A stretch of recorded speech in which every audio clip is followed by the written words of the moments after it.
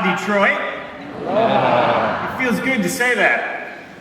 On March 9th, 1964, at the Ford Motor Company in Dearborn, the first Ford Mustang rolled off the assembly line.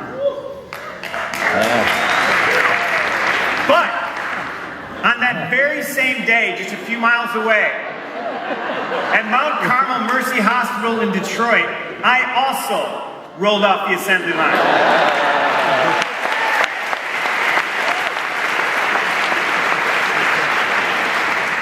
And proudly, we are both made in Detroit. Today I want to talk to you about 3 ideas that have inspired me in my career and guided me in the making of Lava, the film you just saw. The first idea is reinvention. I've been at Pixar now for 18 years, and in that time I've been able to reinvent myself many times by animating a new character or taking on a leadership role within the studio. But most recently, in my last leadership role, I was feeling unsatisfied creatively, and I knew what I really wanted to do was direct a short film. So when I decided to pitch short film ideas, I had 2 goals for myself. The first was to create stories about things I really, really love, and I could connect with emotionally. And the second was to pour my heart and soul into all my ideas. And the inspiration for Lava began 25 years ago, when my wife Kathy and I, who's here today, honeymooned on the Big Island in Hawaii. And ever since then, I've been in love with tropical islands, active volcanoes, and Hawaiian music. And I'll never forget the first time I heard Israel Kamakavevole sing Somewhere Over the Rainbow. I was so moved and inspired by his performance that I thought to myself, what if I could write a song that makes me feel the way that song does and feature it in a Pixar short film? So that's what I set out to do. And the first thing I did was take my family on vacation back to the Big Island, where my love affair with Hawaii all began. And on the day we arrived, we took a helicopter tour of the great active volcano Kilauea. The next day I convinced my family to make the long drive up to Hilo so that I could buy this Kamaka ukulele. And I'm so glad I did, because this is the ukulele I actually play on the soundtrack for Lava. But on the last day, I made this incredible discovery. While I was walking through a shopping mall in Kona, I came across this diorama of the 5 volcanoes that make up the Big Island.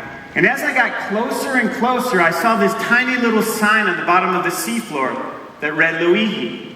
Well, I found out that Loihi is actually an underwater volcano that's estimated to reach the surface and join the Big Island in the next 10,000 to 100,000 years. This absolutely blew my mind. So when I got home, I did more research and I found this diagram on the life history of the Hawaiian Islands. Right around the time I was contemplating all this, my sister, Molly, was getting married at the age of 43. And as Molly stood up there on the altar, I thought about how happy she was and how long she had waited for this very special day. And it was at that moment that I had an epiphany.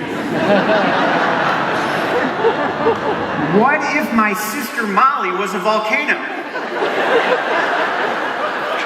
And what if volcanoes spend their entire lives searching for love, like humans do?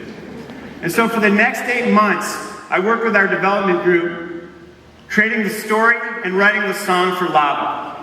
And when it came time for me to pitch to John Lasseter, I sculpted this first image of our main character, Uku, and I stood up there with this ukulele that I just bought in Hawaii, and I sang this song. See if are we on?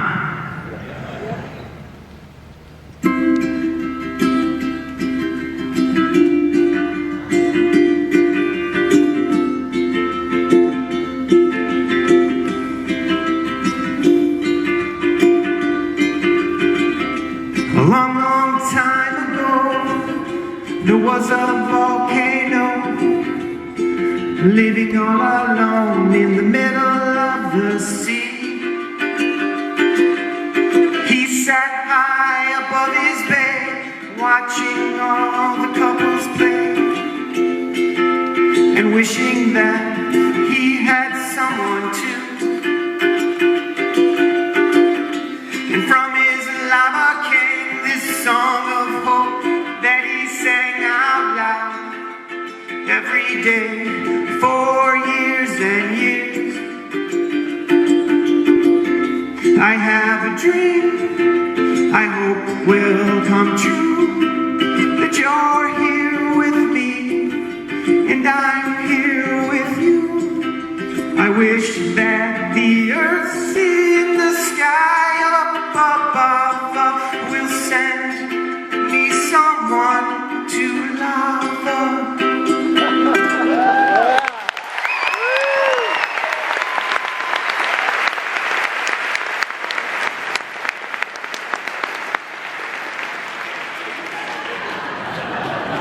The second idea I want to share with you is successful failure. We're all very well aware of the wisdom of the idea that we actually learn more from our failures and our mistakes than our successes. Let me show you how failure helped us succeed on Lava. Very early on in the story, we were really struggling with how to introduce our main character. Because he's a giant mountain made out of solid rock, we were struggling to figure out what he could do to convey to the audience who he was and what he wanted. So in an effort to get ourselves out of this creative rut, we brainstormed three ideas, or three possibilities of who our main character could be. The first one was called Loner Uku. In this one, he's a lonely volcano in the middle of the sea, until one day, a female whale visits him. She smiles at him and blows water at him flirtatiously. He smiles and blows smoke back at her flirtatiously. But unfortunately, another whale arrives, and as the two whales swim away together, they leave a heart-shaped wake in their pack. The second one is called Uku the Matchmaker. In this one, he's a groovy-looking tropical island paradise for couples, who delights in making sure that everyone around him has a partner, like this pair of breaching whales, these ancient sea turtles. But wait, what's this, a bird without a partner? He looks all around himself until he finds another bird without a partner, and happily he's able to bring these two lovebirds together.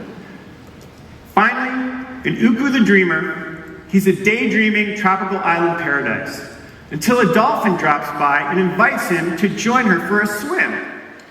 But of course he can't join her for a swim because everyone knows volcanoes can't swim. So as the two dolphins swim away together, Uku imagines himself as a dolphin and swims with the dolphin. Then he imagines himself as a bird flying with another bird. And finally, as a cloud floating high in the sky with another cloud. Now these are ridiculous ideas, but when I pitched them to John Lasseter, he actually stopped me halfway through my pitch and said, stop. Look, Jim, just make your main character lovable, okay? I love these cloud characters, I think they're adorable, but the volcano flirting with the whale, that's creepy.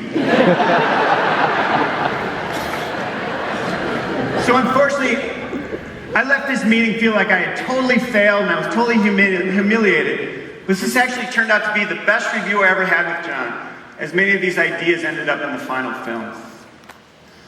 Finally, the last idea I want to talk to you about is collaborative inspiration.